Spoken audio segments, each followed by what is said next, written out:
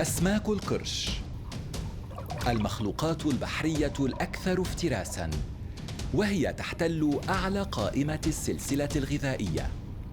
فكرة السباحة بالقرب منها قد تصيب أقوى الرجال وأشجعهم بالقشعريرة، وتدفعهم للخروج من الماء هرباً بسرعة البرق. ولكن هل من مبرر حقيقي لهذا الخوف؟ أم أن هناك الكثير عن القرش مما لا يعرفه معظمنا؟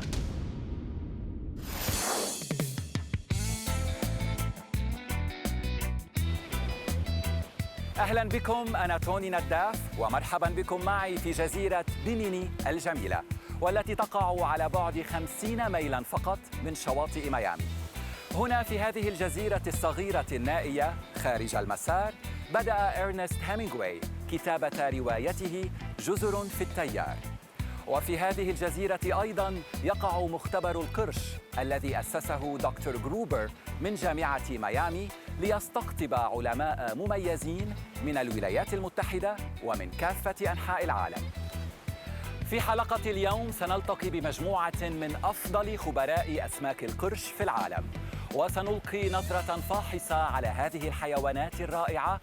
سنغوص ونتنفس تحت الماء ونقترب من واحد من أقوى أسماك القرش وأكثرها مراوغة، القرش المعروف برأس المطرقة العظيم. وسنكتشف معاً لماذا تخوض أسماك القرش أقدم الكائنات البحرية وأقواها معركة من أجل البقاء، ولماذا يعد بقاؤها أمراً حيوياً لمحيطاتنا.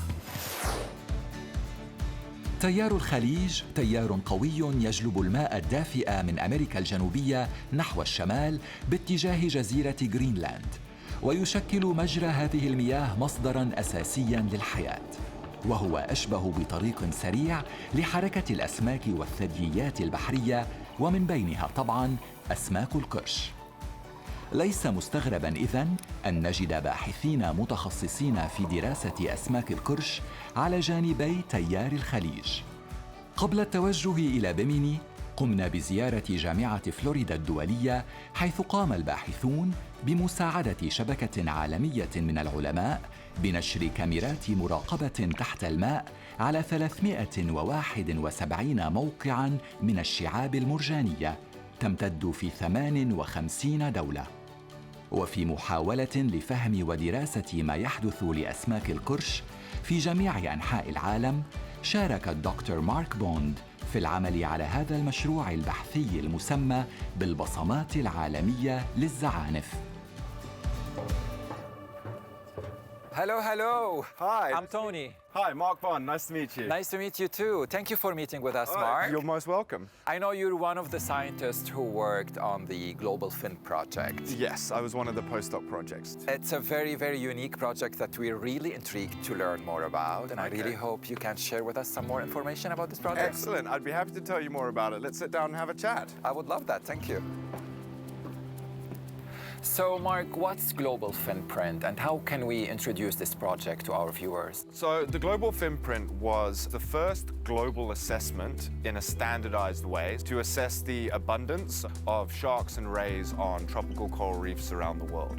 So one of the biggest problems with shark conservation is the fact that we can't get a solid number. Commercial fisheries have noticed that there have been massive population declines in a whole range of species. Similarly, we noticed that habitats that sharks find important, such as coral reefs, for example, are starting to get degraded and damaged, whether that be through climate change, pollution, development, and ocean warming.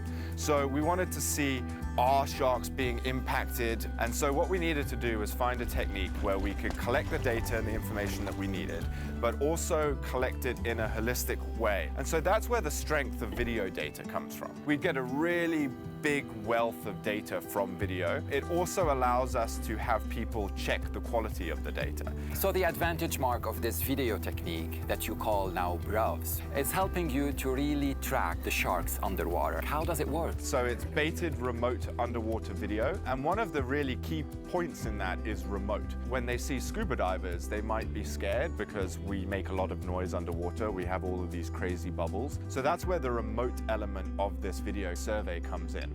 So essentially imagine a tripod that has a camera, and in front of the camera was an arm that had a bait cage at the end of it. When the current carries the smell of the bait, everything that's swimming up that odor corridor or that chum slick will swim up in the direction of the camera. We will get that data because we can see that shark once it's in the field of view. How do you pick the locations? So the locations are usually always on the outside face of the coral reef. And so we wanted to get a gradient, so lots of different kind of scales of lots of humans, high quality of the reef, lots of fishing, marine protected areas, so no fishing. And we use those across the whole project to tease out which factors determined whether there were lots of sharks and whether there were lots of species of sharks. So we would pull up to the camera, we would pull the rig up, then we would take that video back, and that's when the fun part starts. So that's when we would put the videos in, and we would sit down with a whole team or army of volunteers, some of them ranging from 15-year-olds that were looking for a science project to we had a grandmother that was the mother of one of the lead scientists on the project. And she probably watched over 2,000 hours of video herself. What were the findings? So the biggest outcome that we found so far is that there are certain fishing gears that are really successful at reducing the number of sharks in waters. So in countries such as the Bahamas, for example, that prohibited the use of long lines and prohibited the use of gill nets in the 1990s, and then subsequently prohibited all shark fishing and trade since 2011, we see that they had fantastic shark numbers and really great biodiversity. Whereas you can look not too far away in the Dominican Republic that has now taken the progressive step to prohibit the catching and landing of shark species. But unfortunately, the use of gill nets and long lines in and around the Dominican Republic has meant that they've almost made their shark populations functionally extinct. So there aren't enough sharks in the water to say that they are probably fulfilling their ecological role.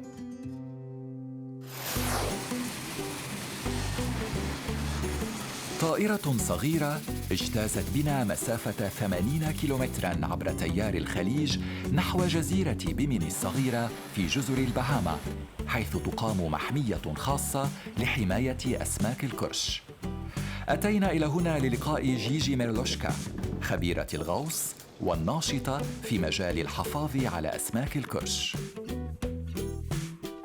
Hello. Oh, hello. How are You must be Gigi Merlushka. It is me. I'm Tony. So nice to meet you. Very nice to meet you. Welcome to Bimini. Thank you. I heard you're the shark's best friend here in Bimini. Yeah, Is we've that been friends true? for a while. They all love you.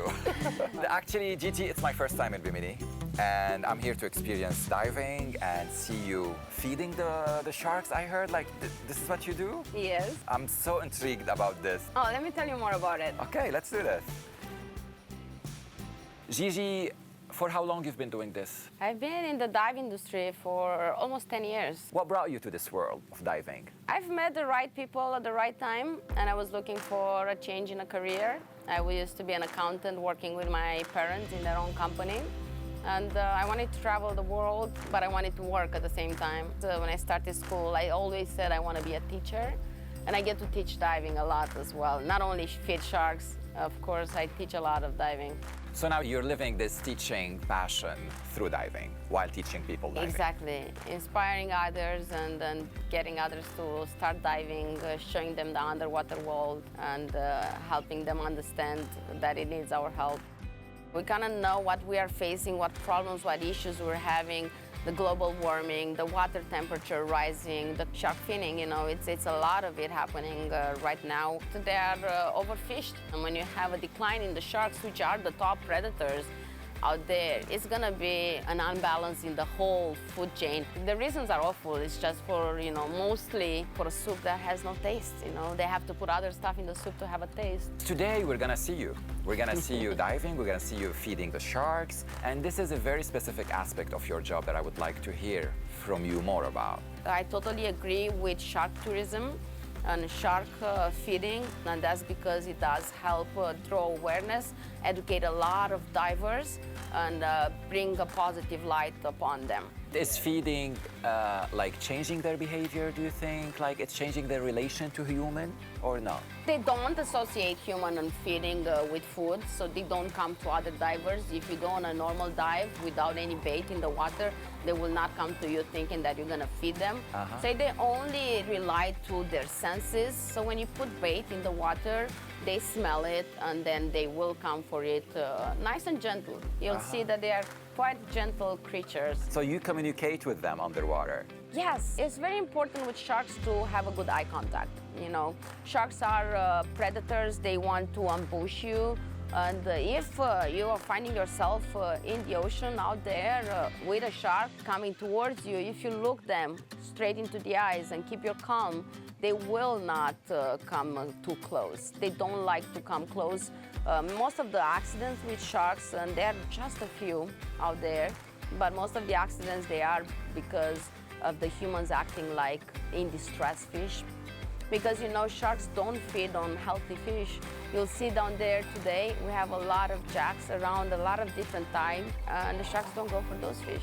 They only go for wounded fish, distressed fish, diseased fish, and that's why it's another good reason for them to be in our oceans, to keep that population under control.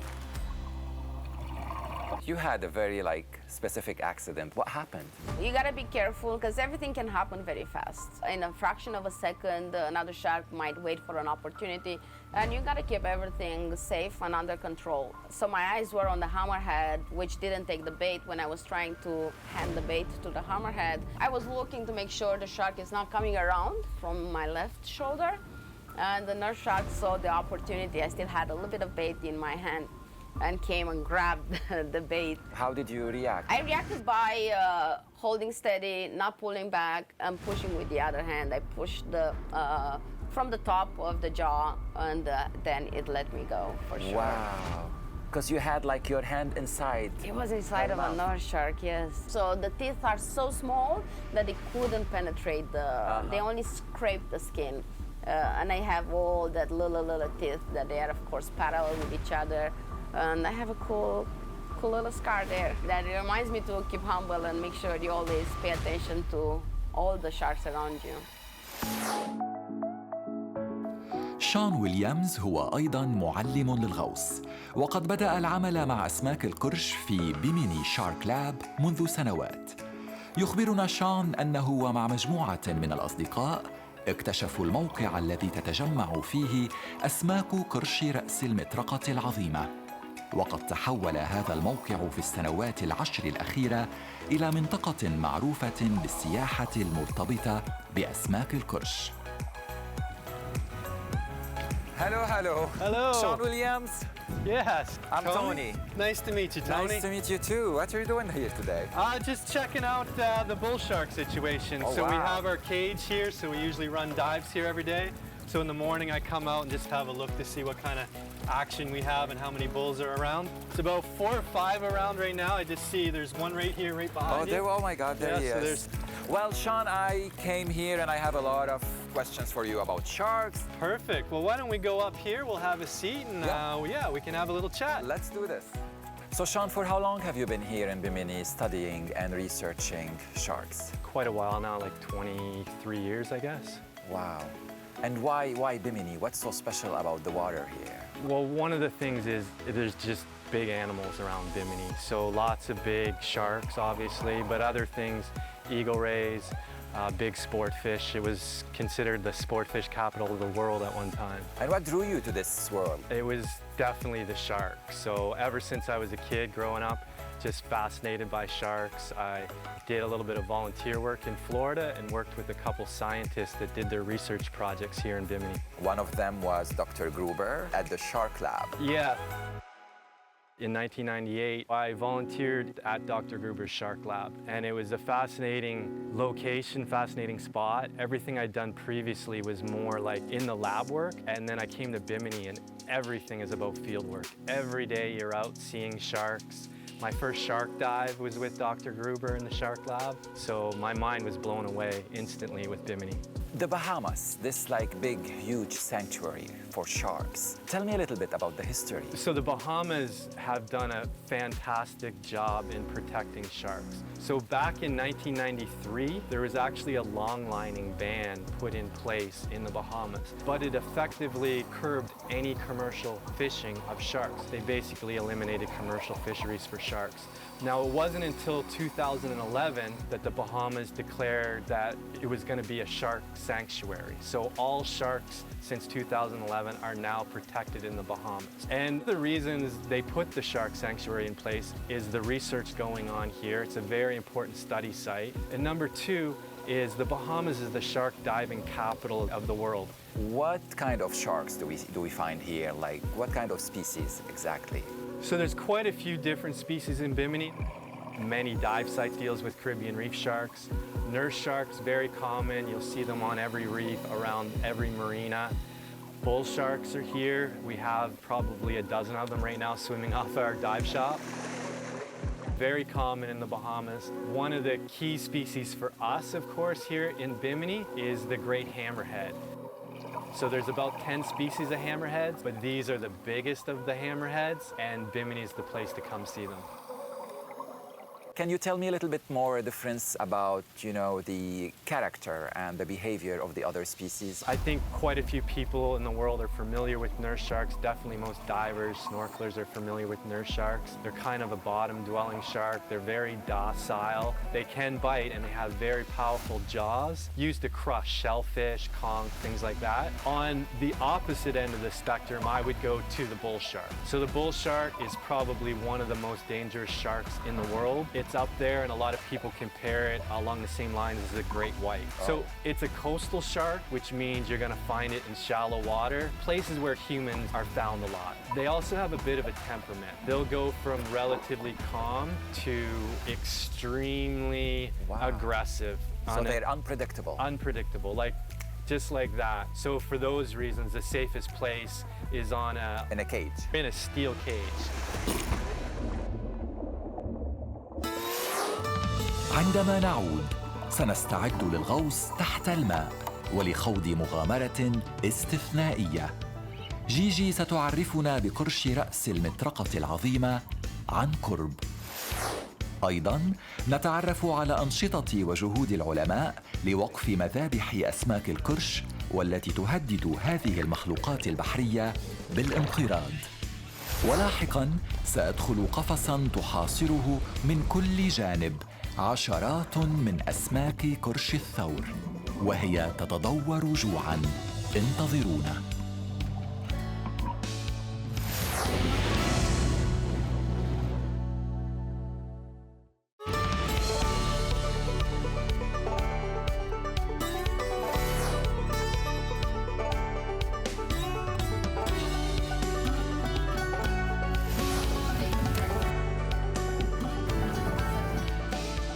ها هي جيجي تجهز المعدات وتجري اختبارات السلامة النهائية ونحن نستعد للإبحار.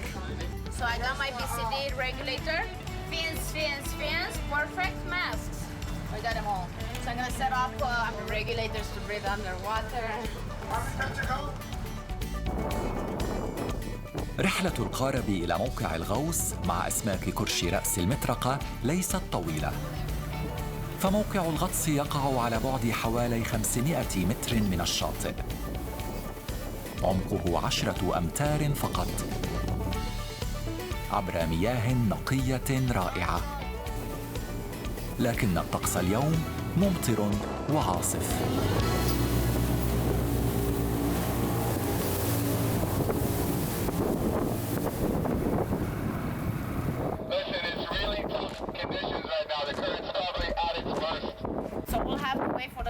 Drop a little bit. Maybe we can start setting up the dive site, the anchors. تتولى جيجي وشون مهام تثبيت المراسي والتحضير للغوص وإعطاء التعليمات والتوجيهات النهائية للفريق. كما ترون أصبحت الآن جاهزاً ومستعداً للانطلاق. حان وقت الغوص والبحث عن أسماك قرش المطرقة العظيمة. هذا هو قاربنا، وسيرافقنا في هذه المغامرة خبراء متخصصون في التعامل مع أسماك القرش، يعرفون تماماً ما يفعلونه وسيضمنون أننا في أمن وأمان. أراكم بعد قليل إن شاء الله. As you can see, we do have a strong current. Once the crew sets up the dive sites, put an anchor at the back of the boat to keep us in place. We do have a lot of weight on us, and that's because we want to be nice and steady on the bottom. Most important is that once we are in the water, is to hold on to any of the lines. And that's because we don't want to drift away to another dive site, you know. This is where the hammers are, okay? Once we have our dive buddy on the surface, we'll communicate that we're fine, this is okay. This is okay. And then let's go down, okay? Could be a question, are you okay? Okay. Or it could be an answer, hey, I'm okay. Okay. If you're super cool, you do this. Yeah, Hammerheads. Down there, the guys, what they're doing now, they're putting some PVC pipes, okay? So they're gonna be in the sand. Once you get to your PVC pipe, we're gonna kneel down. This is your personal zone. We don't allow anyone in our personal zone, okay?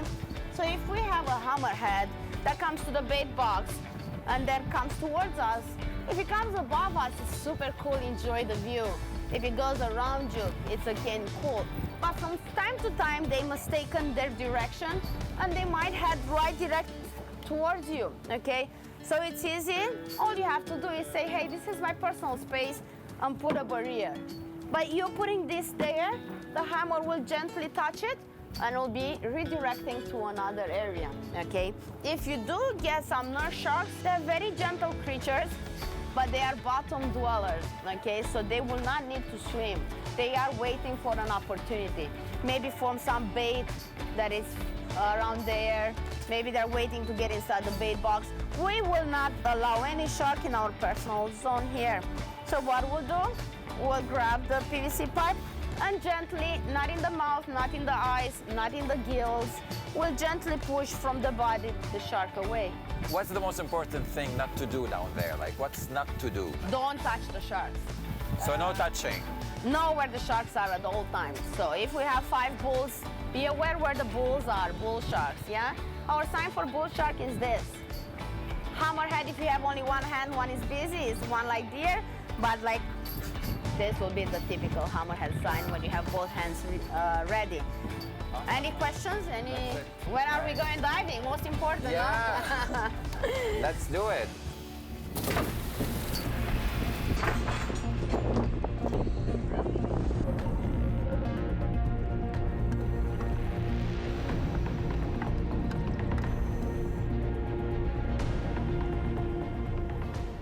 ها هي أمامنا الآن أسماك قرش المطرقة العظيمة تسبح حول مجموعة صغيرة من الغطاسين بقيادة امرأة شابة بحوزتها صندوق مليء بطعوم السمك. We don't feed them a lot of food. It doesn't interfere with their behavior.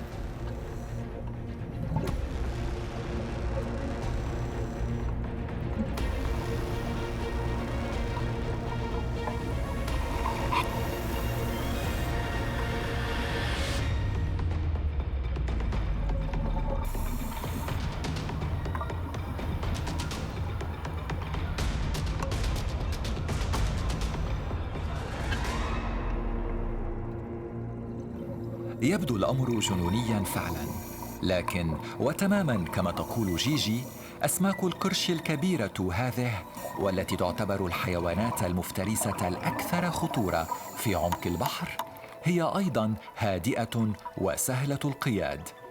أما جيجي فتبدو وهي بين أسماك القرش وكأنها في عالمها الخاص.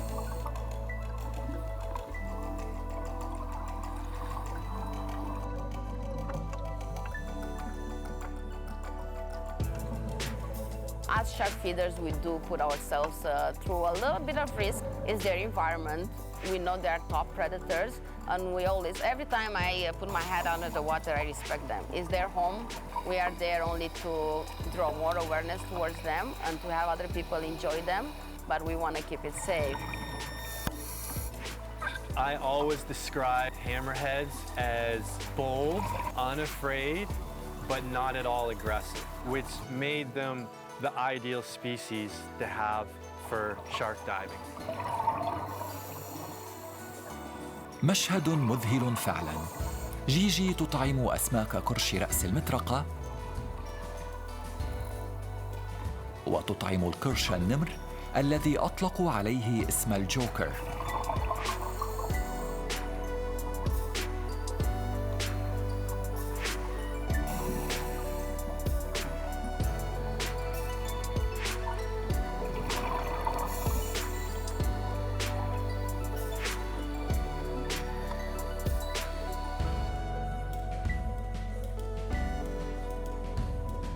بينما تقوم جيجي بإطعام أسماك القرش الكبيرة هذه، يسود جو من الهدوء والسكينة.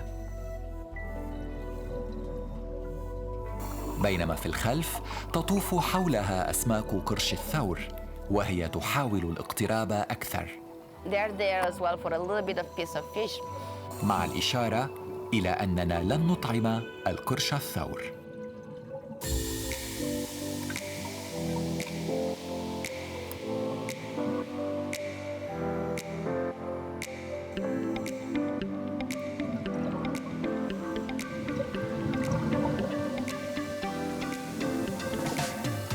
Most of the divers come here in Bimini because of the hammerhead sharks. You don't find them like this anywhere else in the world. There are some beautiful dives out there, Galapagos, Cocos Island, where they get the big migration, but they don't get that close-up interaction. And this is the only place in the world for that. بعض أسماك قرش رأس المطرقة هذه يمكن أن يعيش ليبلغ طوله 7 أمتار. ونرى جيجي هنا تشير إلى واحدة من أكبرها. ربما كانت أنثى قرش تضم ببطنها جنيناً. Great hammerheads, they're the largest species of hammerhead. They're considered a solitary individual because we're in a baiting environment. We're putting out a scent trail and getting the sharks to us. So all of these solitary individuals end up coming in. So we can have a dive where we have multiple great hammerheads.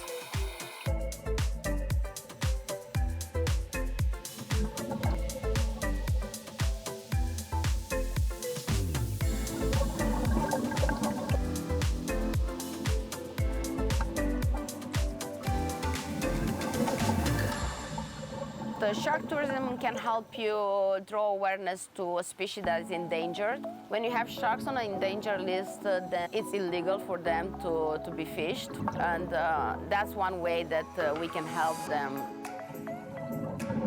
With dive tourism, we've really opened up people's perception now. They see that the shark is not out there eating everything. These sharks, especially the hammerheads, are very intelligent. They know what we are, they know what the nurse sharks are, they know where the food is coming from, and they're wanting the food. That's it.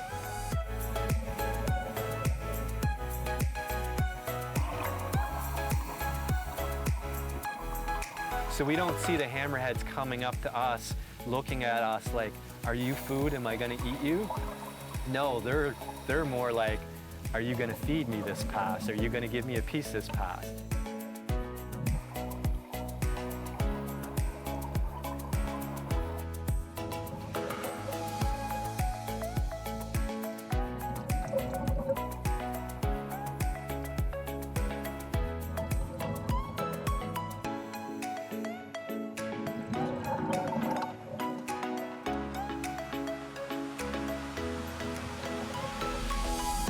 Nowadays, everyone has a camera, and it's great. They go back home with social media, they upload online, and then other people see that. Other people who would never imagine that they can go under the water with sharks, they'll get inspired by their friends to do this. So that will draw more people.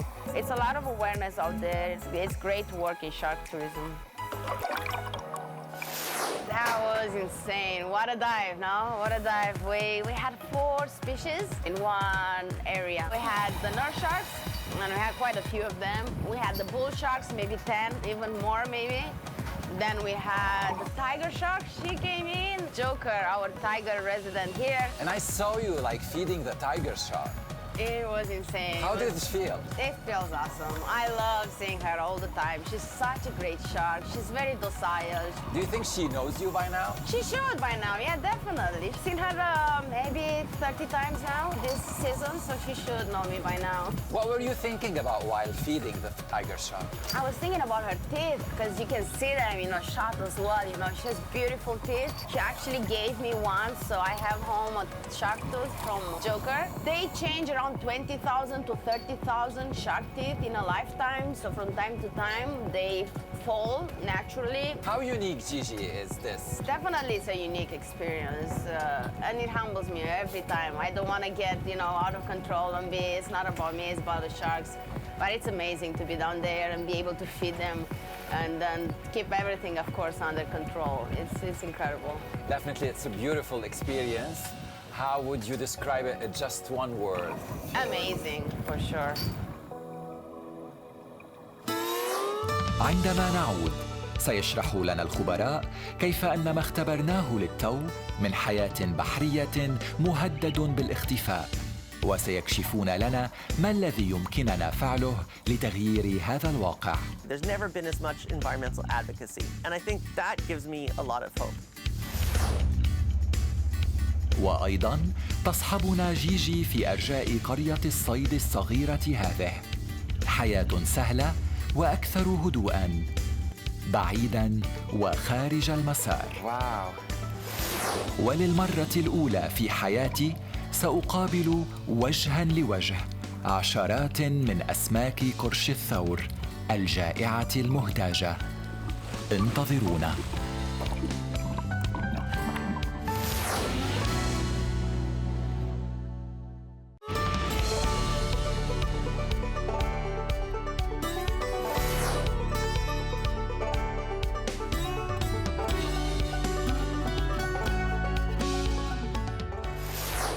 أسماك القرش تعيش هنا في مياه بيميني، ولكن في مدينة ميامي يعمل خبراء من جامعة فلوريدا الدولية وجامعة ميامي ليل نهار لإنقاذ هذه المخلوقات الرائعة قبل فوات الأوان.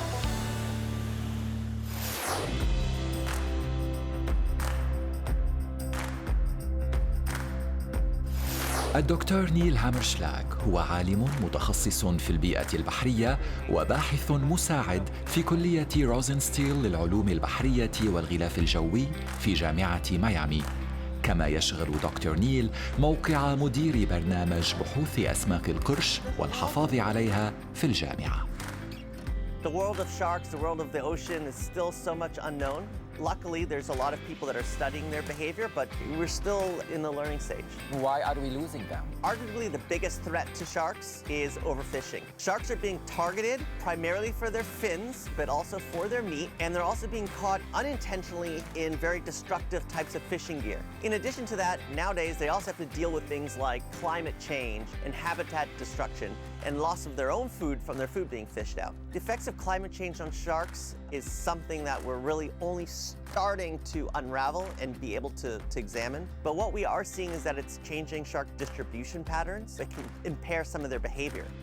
So basically, because the chemistry of the ocean is also being altered as a result of climate change, that can cause issues in the brain, and that can potentially have consequences for things like feeding or other behaviors. Another aspect of this impact of the human activities on the shark population would be the coastal developments and urbanization. Yeah, so we have a big project that is looking at the effects of urbanization, coastal development on shark behavior and health. And some of the ways that urbanization can impact sharks is through pollution, chemical pollution, noise pollution, light pollution. So we're changing, for example, the water quality. And when there's a rain, the water kind of takes all the gross chemicals that are on the streets and fertilizer that's on the golf courses and washes that into the ocean. This can cause toxins to accumulate in the shark's body. The light pollution can cause changes in just physiology and their health. And then just like boat activity and all of that disturbance can cause changes in their behavior. So part of our efforts is just to document and understand what the impacts some of these big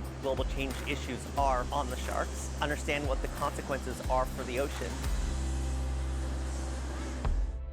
So what are the major efforts and measures that's been adopted right now in order to conserve and help the shark population to recover?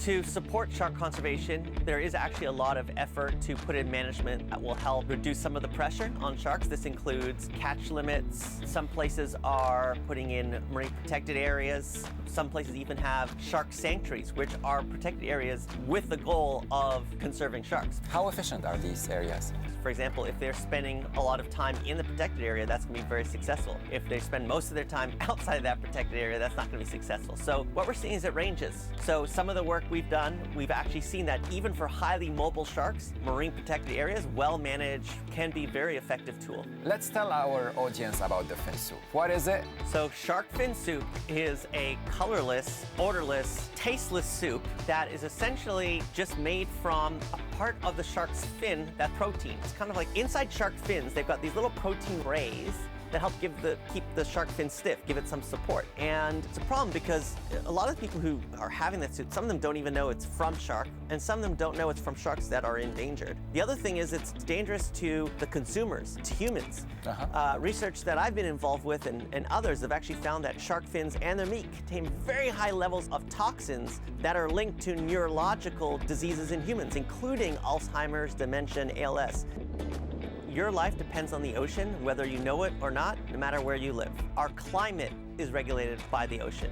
We get our food from the ocean. Even if you don't eat fish, small fishes are used as fertilizer for cornfields in the middle of a country. So everything is connected. Dr. Neil, do you see any signs of hope? Absolutely. That is the best part of my job. There's a lot of reason to have ocean optimism. In my whole life, and I would say actually in the history of the Earth, no one has cared more about the oceans than they do today. Yes, it's not enough, but to be honest, there's never been as much attention in the oceans, the environment, as there is today. There's never been as much environmental advocacy. And I think that gives me a lot of hope.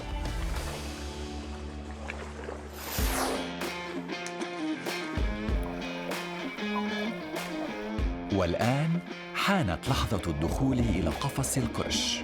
بصراحة كنت آمل أن أرى واحداً أو اثنين من أسماك قرش الثور وهي تسبح بالقرب مني وأنا بداخل القفص الآمن، إلا أن العدد تجاوز توقعاتي بكثير. I was worried they're not going to be here, but they came for you. All for me, right? Okay. Yeah. Okay. It's a cool experience. You're going to love it. So I will put this first on you like this. Just hold it there for me. Then I'll come with a weight belt and the weight belt will hold it. Perfect. Perfect. You're looking good. You ready to go down? So you'll be nice and safe in this environment for sure.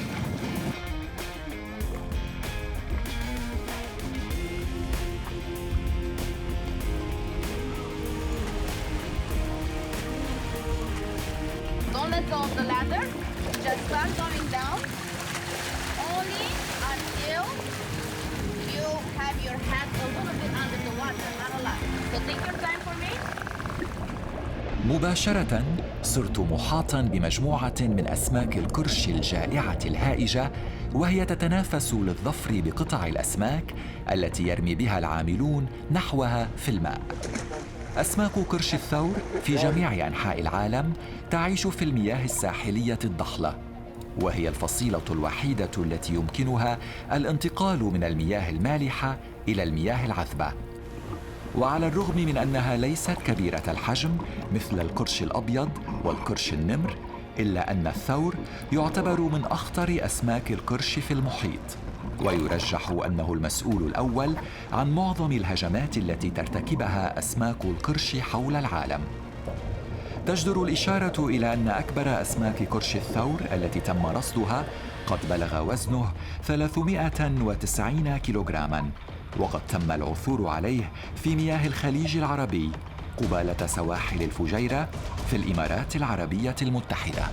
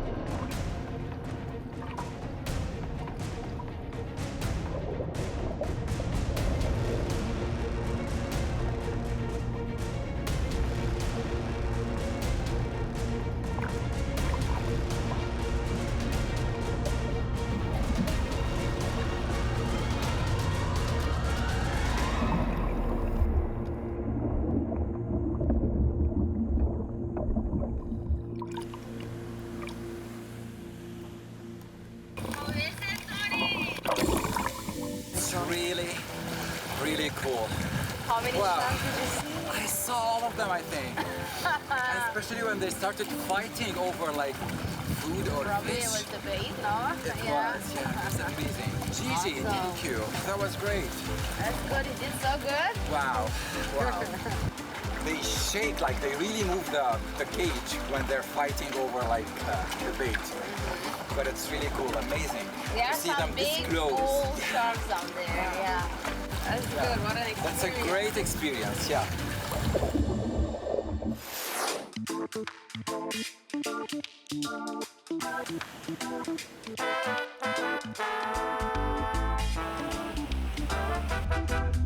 بعد تلك التجربة الرائعة قررنا القيام بشيء أكثر هدوءاً.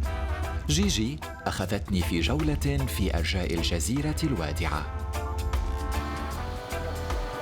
What do we have here? This is the Bimini Museum. Uh-huh. So that's the Bimini Museum here. Yeah, that's the Bimini Museum. It was built in 1921. Wow. But it was first originally served as the office for the commissioner of Bimini. Uh-huh. And then later on it served as a police station and even jail until 1974. It's a very interesting place.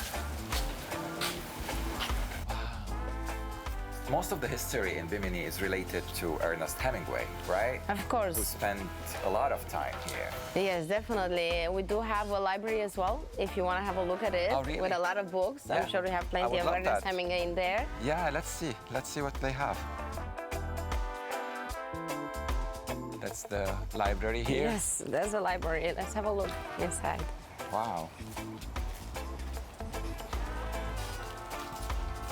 Oh, that's a really old library here. Yes, very laid back library. Wow. Interesting. Yeah, he used to come here a lot as well. Besides those years when he stayed the whole entire years here, he used to come for fishing.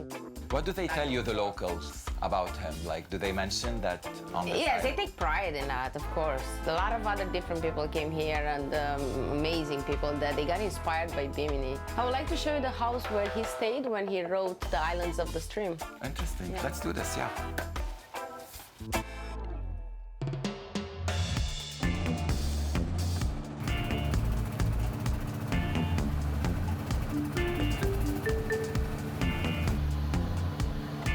So this is the house where Hemingway wrote The Islands of the Stream.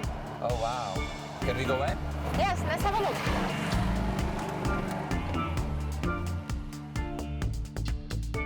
Nice. That's a very calm and... Yes, nature at its best. All the birds sounding. What a nice entrance, too. Wow. That's really cool. Oh, look at this view. Beautiful. Yeah, you can see the sea in front of you. It's beautiful, And the tranquility. right? Let me show you something. That's the first fireplace ever built in Bimini, quite famous. Wow. In this house where he used to stay, right? Yes.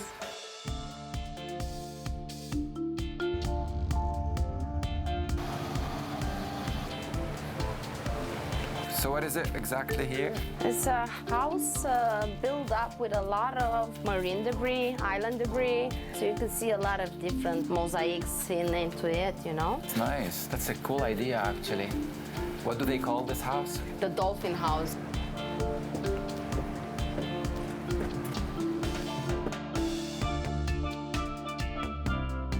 Oh my God, it's amazing. I cannot believe it, how beautiful it is. It's mind-blowing. So much thought was put in this, and each little piece fits perfectly. Right?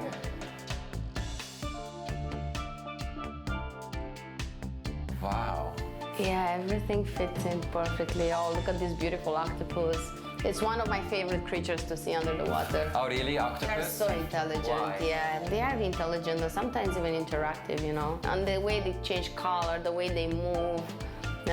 I've seen them hunting as well at night time. Oh, nice. Bahamas has a lot of octopus. Yeah, it's great to see them.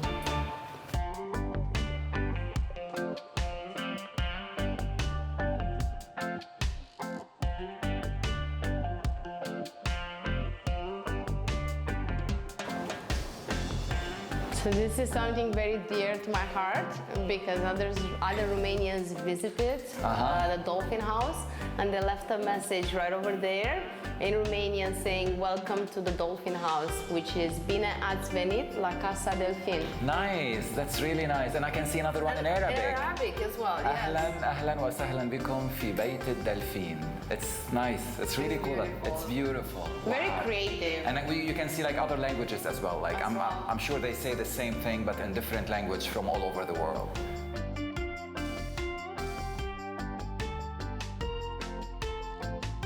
Wow. Sometimes on a clear sky day, Yeah. in the evenings, you can see the light pollution from the United States. You can see Miami, Fort Lauderdale lights. On the other So side. it's 50 miles away, yeah. Wow, that's incredible. That's really nice. I'm really enjoying this tour with you. That's It's good. been amazing. What's our last stop gonna be? Last stop, I want you to try some local food, the best in Bimini. And what is it? Oh, it's a surprise. Okay, I love surprises. Let's do this.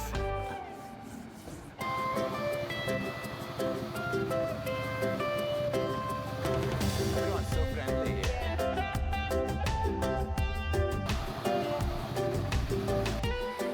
Where are we here?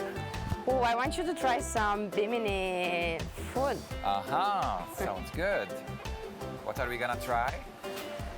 We're gonna try national famous Conch Fritters. Interesting. Okay. What's conch Thank you, fritters? ladies. Conch fritters are made out of conch. Conch is a shell. It's a seafood that lives in the grass. And fishermen here, they go out daily to catch them. And it's quite a process to get the conch out of the shell.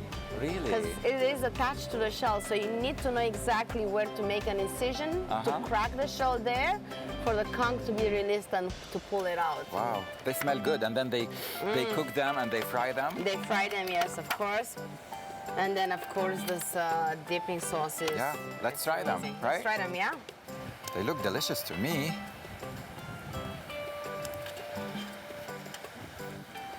We sit on the What a beach. beautiful view. Yeah, right?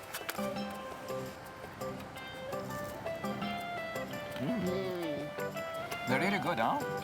Yes. Look at you, Gigi. In 1 year, you learned a lot about this island. The locals are very friendly. There is a very friendly nation that they accept outsiders, expats, and they make you feel like home. Good weather and good vibes for sure. I've never had any moment to feel like this is not home for me. For how long you're gonna keep doing this? You're gonna keep feeding sharks, you're gonna keep helping the ocean and being a very active conservationist. The dream is to retire on a boat on the ocean, so it will be as long as I live for sure. I will see myself running a big organization, non-governmental, where I can help the ocean because other people helped me get here and I want to give it back to others. I want to draw even more awareness. We want to help the oceans, you know, they are in at great risk.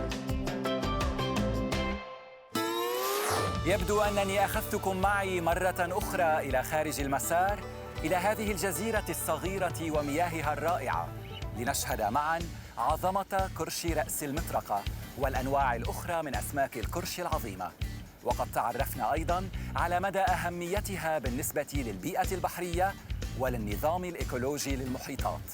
فبدون وجود أسماك القرش لن تكون محيطاتنا كما عهدناها أبداً. أنا توني نداف، شكراً للمتابعة وإلى اللقاء. Don't touch the sharks. Don't touch the shark. And you'll be surprised, you might think, I'm not gonna touch them. Of course I'm not, but many people do that. We tell them not to do them. We feed the sharks by a hand movement, just like that.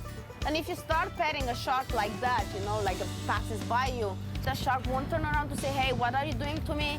But the problem will be with all the sharks behind him. They will think that you're feeding and they'll come to check what you're doing. Oh, okay. So now you become the feeder if you start touching them, okay? This year, we're only seeing about 7 regular hammerheads. 7 individuals, and I know all the individuals. I've been diving with them for years.